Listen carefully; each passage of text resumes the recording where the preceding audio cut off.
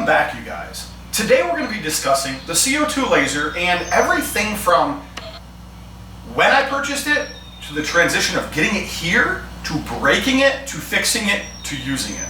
So I'm trying to catch you guys up on a little bit about what's going on.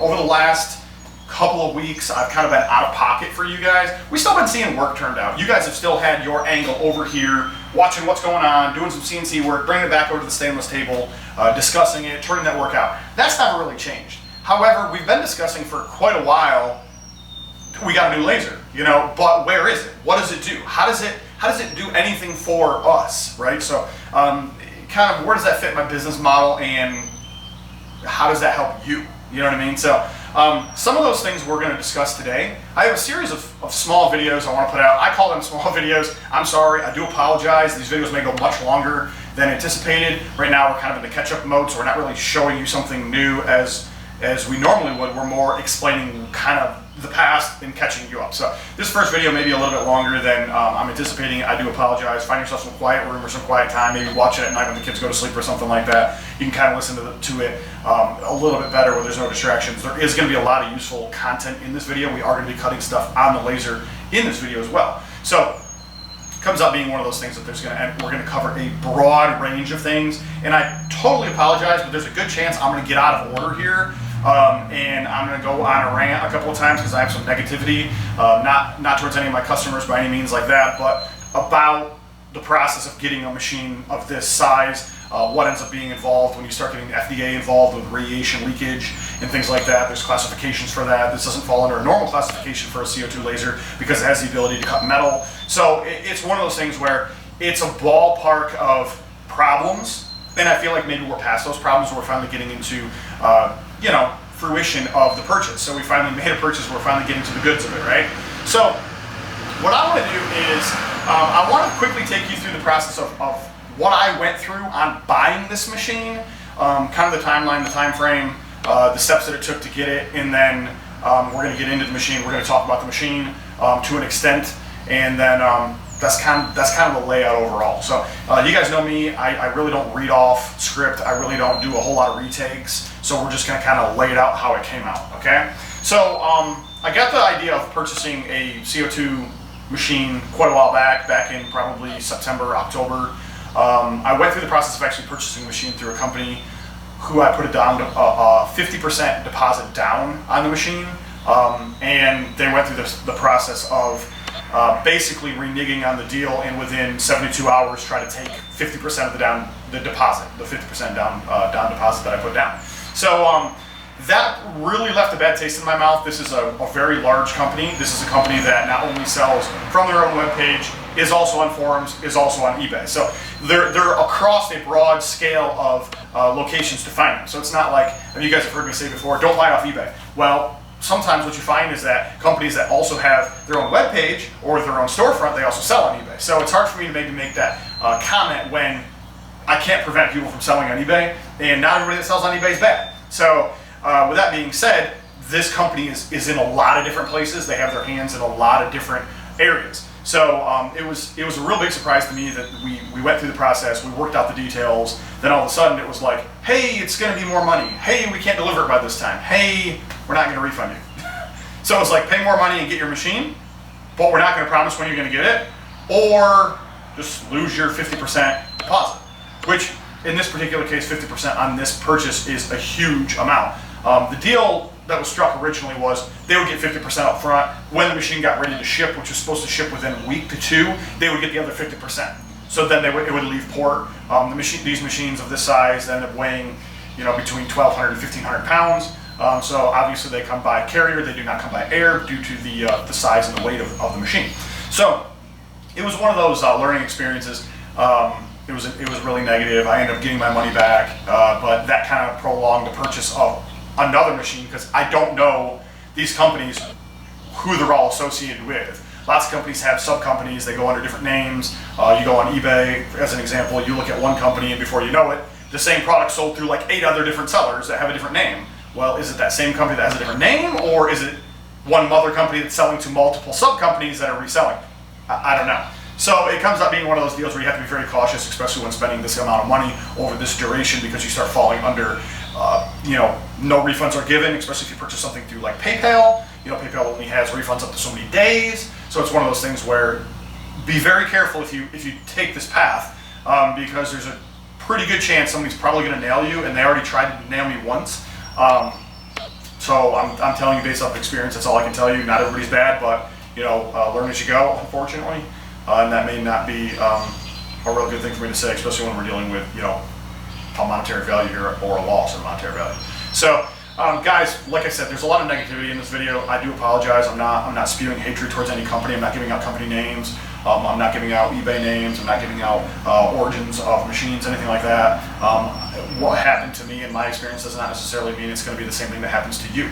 Okay, so I'm just telling you where I am and from what I've learned. So that kind of gave me a step back a little bit. I was really nervous. I was like, okay, this is a really bad idea. Like, I just dropped a whole bunch of money. I had to wait and finally get my money back. Let's just not do this. So it ended up being a really bad idea.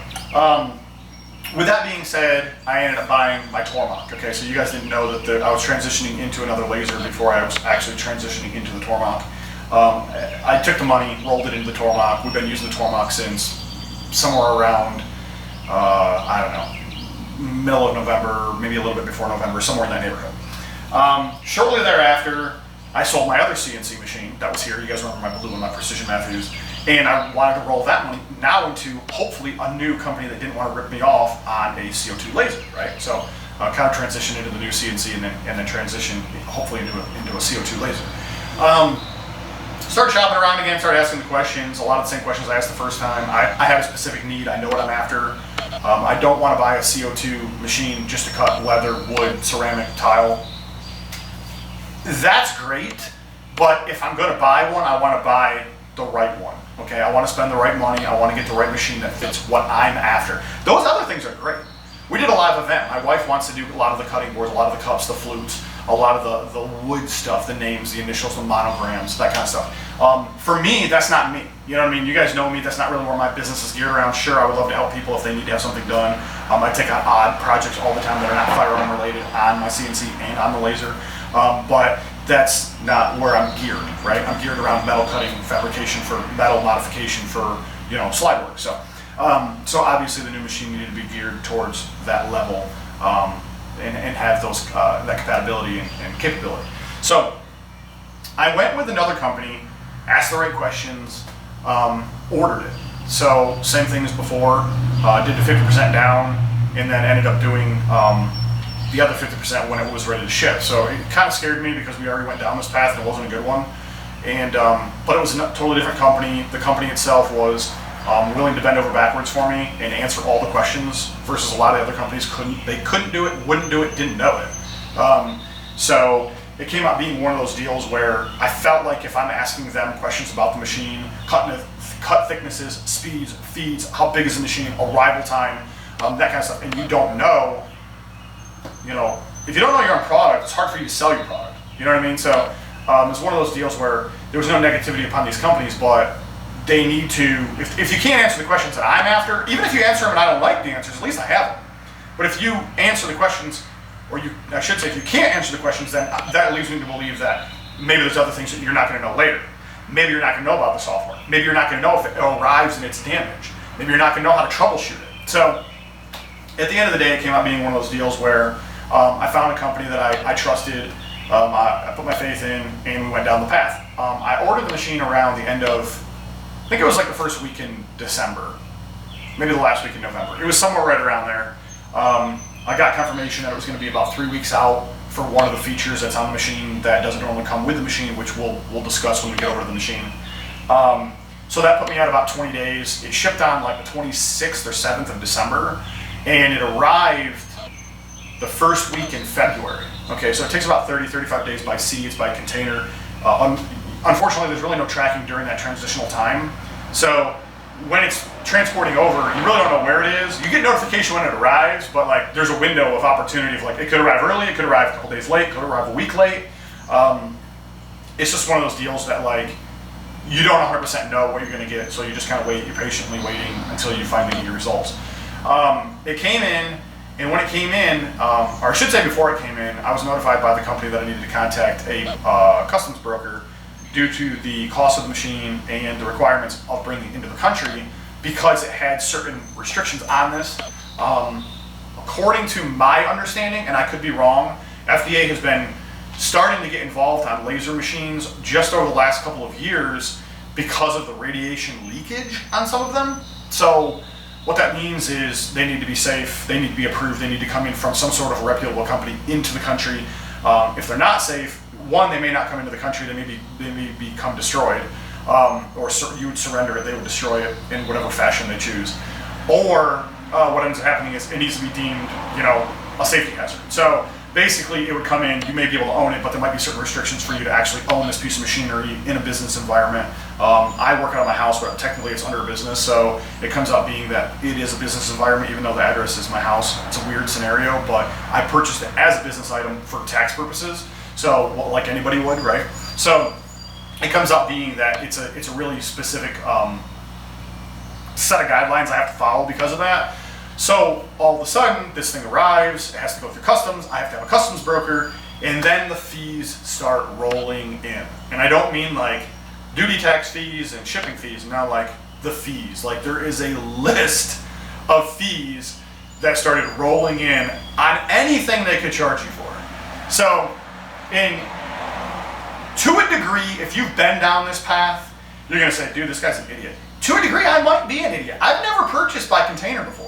Okay, so this is totally new to me. I'm not a company, I don't own a warehouse, I'm not an importer, I don't, have a year bond that brings stuff in and sends stuff out. I don't know anything about this, right? You know what I mean? I'm buying a machine as what would still be a hobbyist / small business owner. I don't know what I'm doing other than I want the machine, I've got enough money to buy the machine. So we start going through things like, you gotta be bonded, your paperwork was late, you know what I mean? So ISF bonding has to be sent in. It's supposed to this information is supposed to be sent in before it actually leaves the country of origin, before it arrives here in the US. It wasn't. So automatically I got nailed a late fee because I filed like 4 days late on a 35-day trip. It's not gonna get here for 35 days, and I filed 4 days after the big boat left. So I get nailed a fee by the US Customs broker that I chose. Now, I was recommended this from the company I bought from because that's who they use. I'm not going to give you their name out. If I gave their name out, there would be a lot of bad comments that would go along with this company, okay? And I'm speaking from experience here. The first time you go down this path, you're like, so what happens if I don't pay them? Like, what happens to my item? Well, the long and the short of it is your item ends up sitting in New York City in a warehouse. At least that's where mine came in at, okay? At that point in time, it sits there for X amount of days. After it passes X amount of days, you could possibly, this is a maximum number, get billed up to $5,000 a day, or surrender your item. So, to a big company that purchases hundreds of thousands, if not millions of imported goods, that may not be a big deal. But when you're purchasing an item that you could possibly get billed $5,000 to still receive your item, you start looking into people that are saying, just keep the item. But then you take a loss on you purchased it. So there is a really hairy situation here that happens where this bonding company says, you need to sign over power of attorney to us. We will not touch it until you sign over power of attorney. So we sign over power of attorney to the company, right? So now they have to say, they're speaking on your behalf. They're putting their stamp of approval on it through the customs department. So they're bonded, so what happens is you've signed it over to them because you can't do it. Then all of a sudden they say, oh, well, there's a late fee because you didn't file your ISF on time, 4 days late from when it left. There's the ISF fee itself. Then there's like taxes, I don't know what they all are. If you guys want to see them, I'll type them out. I'll be more than happy to type them out, or I'll do another short video and actually show it to you. There was like 15 fees. It was like a $750 fee. Now this doesn't include shipping to here. This doesn't include duty tax. This is just the customs broker's fees to release this machine. Okay, $750. So to some of you guys are like, well, that's not too bad. Depends on what you're buying. If you're buying a machine that's several $1,000s, you might be okay. If you're buying a machine that's $2,000, you might be getting screwed. Because you might have 25, 35, 40% in customs fees to get your $2,000 machine. Now, of course, my machine is significantly more than $2,000, but what I'm explaining is that this may nail you pretty hard. especially since you don't know what the fees are. I asked several times, can you tell me what the total fees are? Can you give me a total bill? How do I pay you? No answers. Well, when we get to the point where it's all cleared, we'll give you a total. They did. They finally gave me $735. Then it turns into, we've got to get the shipment from New York to North Carolina, okay? And then I was going to go pick it up. So they had a way of getting it from New York City to Charlotte, okay? And then I was responsible from actually redeeming the item in Charlotte, which was fine. There was a fee for that. There was a $200 some fee from New York to Charlotte, a trucking fee. So you start from $730 or $750 roughly. You add another $200 on that, okay? So you're getting up to around $1,000 now. So what ends up happening is, this is really why I'm not going to give their name out. I don't want to draw any attention to this company. I would hate for you guys to even look this company up and consider using this company as a brokering company, because they should be out of business. What ended up happening was, they contacted me and said, $735 is what you owe us. You're going to have to pay the trucking fee when you get down there. We will not release the power of attorney over your item until you pay us. That's logical, I get that, right? So I said, how do I pay you? They said, you can next day air us a check. You can direct deposit money into our account. That's it. And I was like, so you guys don't take bank card? Like, I can't call you and make a payment? We do not do that. You guys don't do PayPal? Like, as an invoice? We don't do that. Next day, air them a check, literally next day, or I can go down to a local bank and deposit money into their account, and then they'll release the forms. But I didn't get any of this information until we got to the end, right? They didn't tell me what forms of payments they take. So once again, maybe that was a shame on me. I don't know, but I'm to the point where I have a machine that I've been waiting from basically November when I bought it. Even if you want to say the end of December, it got here in February. I'm still waiting this duration. So when it gets to February, I'm kind of like, yeah, I want my machine. Like, I'm ready. I need it like now. I want to start cutting. I put a lot of money into it. I'd like to make a little bit of money out of it. You know what I mean? So it's one of those deals where tensions get a little bit high. So with that being said, I paid the money. I overnighted them a check. After I overnighted them the check, I contacted the company in Charlotte and said, I need to come get my product. I've got a receipt in hand. They said, you have 3 days to come get it, or it's $85 per day storage for the first 5 days. That doesn't mean $85 for a 5-day window. That means $85 every day for 5 days. Then it goes to $100 for the next 5 days. Then it goes to $120. After 3 weeks, we keep your item.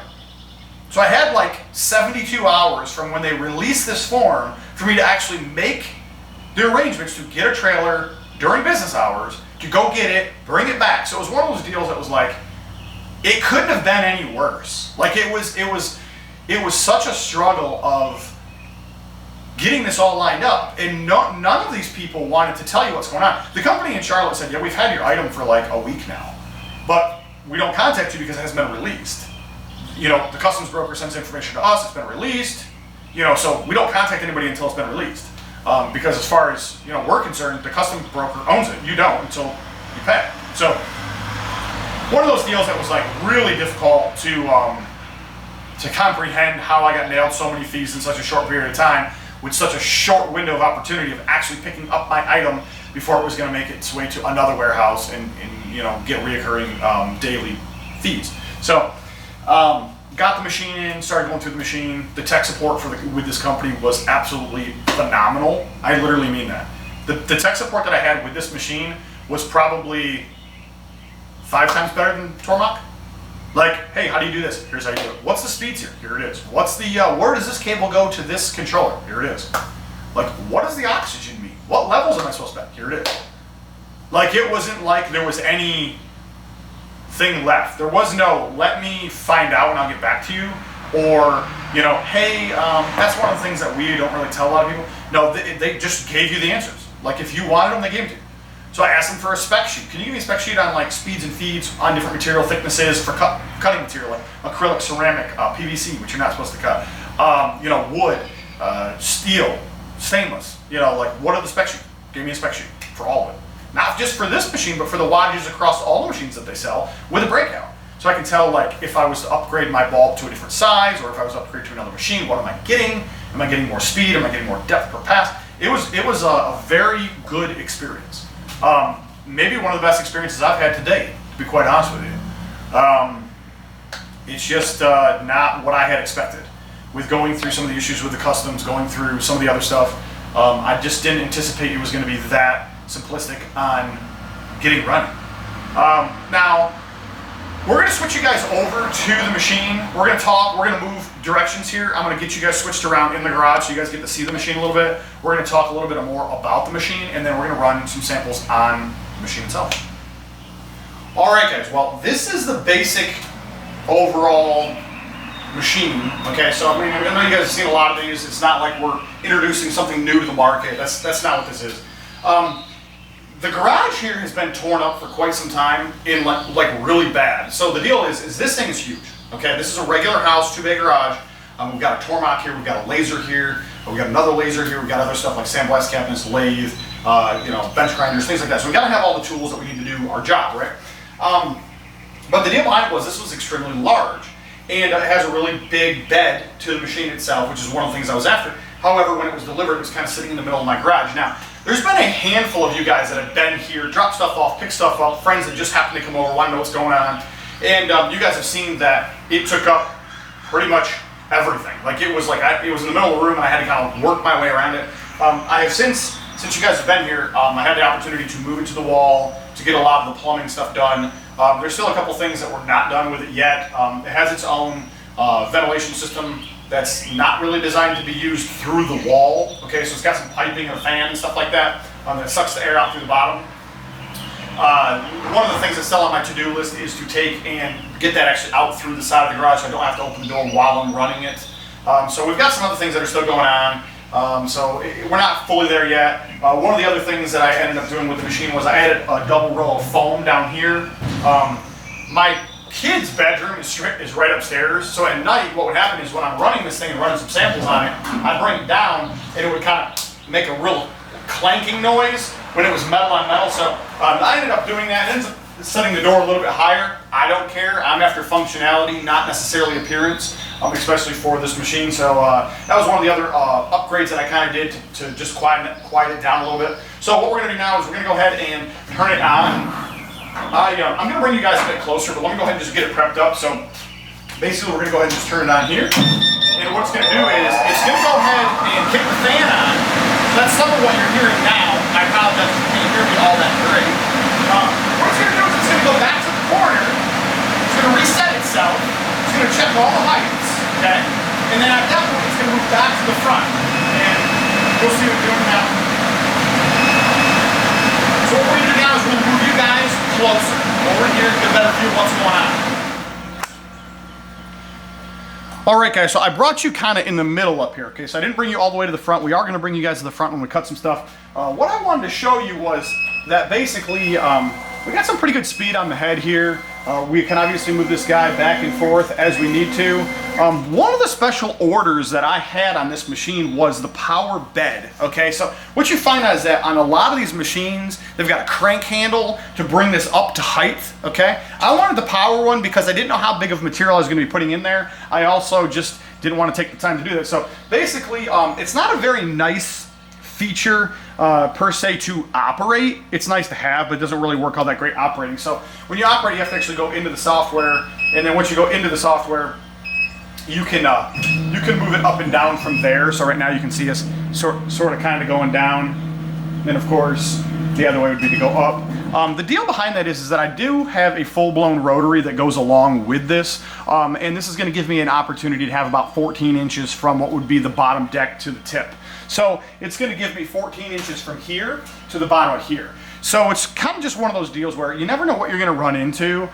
This is a big machine, obviously. It's got some nice pans down here on the bottom. So obviously the larger the pans, the more you lose on the depth side of it. So it was one of the requests that I had was to have it a little bit deeper than normal, and to also have that power bed in the event that I put something in there and would like to raise it back up to get it out of there. I don't necessarily want to drop a big sheet of plywood or a big sheet of stainless down in here 14 inches deep and try to have to pick that up back up out of there. Clearly it could have been done with a hand one, but that was one of the features that I was after. It's got all ball screws underneath, so really nice setup overall. I'm very pleased. Runs on 2 different stepper motors on the inside, and they do offer an upgrade for servos all the way around. So it's one of those deals where I'll probably upgrade it at some point in the future. I'm just not 100% sure when that's going to take place. So what we're going to do now is let's go ahead and just raise this back up to the top. And I want to just go through a couple of things with you guys. We're not going to be doing speeds, feeds, that kind of stuff in this video. There happens to be a lot of content on YouTube about running at this speed, running at this depth, running with this fan on, other things like that. That's really not what this video is. This video is more about the machine and how it works for what we're going to be doing with it. Okay, so obviously I'm not going to be giving out any of those specific numbers to you guys. It's one of those things that we're going to get to a little bit later on in this video. There's something that you're definitely going to want to stay tuned and hear about that. So and we'll discuss that a little bit more. But one of the things I would encourage you guys, and I'm going to move you guys just a little bit farther forward, so I don't transitionally, I don't know how nice this is going to look. I've been running samples. I did some Punisher, I've done some squares, I did a little bit of engraving. I'm not happy with the engraving. We're still working out the numbers on the engraving of stainless. Now this is stainless itself, okay? So we're not running, you know, this isn't like steel or anything else, so it's pretty cool. Well, let me show you a little bit about what maybe you missed. Okay, so if you're not following me on Instagram, I would recommend you do. A couple days ago, we ended up putting this out. This was just a quick sample of what we ran here. We just had a big sheet of plywood in here. This is actually some of the wood that came with the machine, and I just wanted to see how intricate the pattern could come out. Now, I'm still learning, right? So I ran this on the X and I ran it on the Y. I did not run it in a cross direction. And once again, I'm still learning, and then of course I broke some of it and things like that, but at the end of the day, I'm very pleased with it. The overall runtime isn't all that bad. The evacuation system works extremely well as far as removing the smoke out of here and outside, so I'm really pleased. Definitely cool. I would encourage you to go over to our webpage, go down to the bottom, Instagram, YouTube, and Facebook, and from that point forward, you can go directly over to those other media outlets and actually watch our content from there. You're going to probably get a little bit of a sneak peek before you actually see it live on YouTube. So one of the other things is we ran a Punisher. Obviously, this came right from here.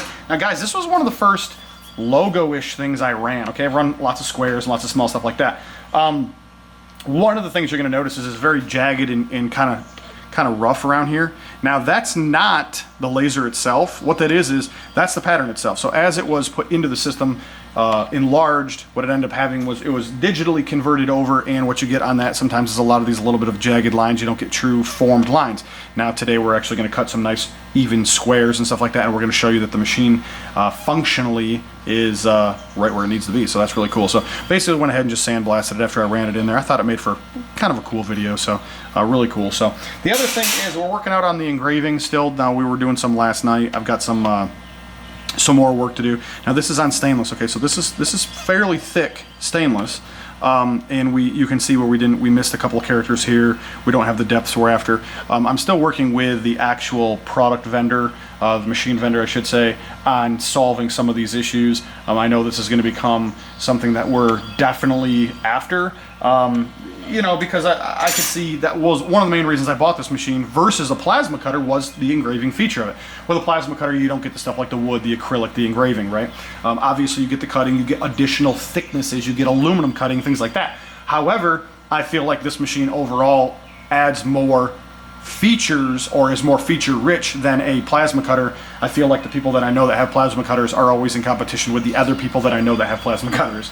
So it feel like you know, you can spend $4,000 or $5,000, get yourself you know, a plasma cutter and start turning out products, and before you know it, you're at the gun show selling Punisher heads or flags or some of the other stuff. I don't see anything wrong with that. There's no negativity there. I'm just simply saying that I don't want to buy a machine to compete with what everybody else is already doing. There's no reason to do that. I kind of want to pave my own way or cut my own path. You guys have probably already figured that out with a lot of my slides. I'm not necessarily after cloning a marketed item that's already there. I'm after making something new that isn't there. That's why I'm doing it. So that's kind of where we're at with that. So what I want to do here is we're not actually going to probably cut any wood. I mean, we might do a little bit of engraving in this video. We've got a couple other videos coming out, so we're probably going to skip that. What I do want to do is show you some stainless cutting and some things like that. You guys can actually see it live running and things like that. Let me explain it to you how it works. And the reason why I say that is because this machine has multiple modes in operation. The other machines don't have that. So I want to explain to you a little bit about what those modes are and how they differ from each other, and how they can also be somewhat manipulated to do things that maybe they're not supposed to do. So I'm going to re-gear you guys to a different position, and then we're going to talk about those modes a little bit, and then we're actually going to cut.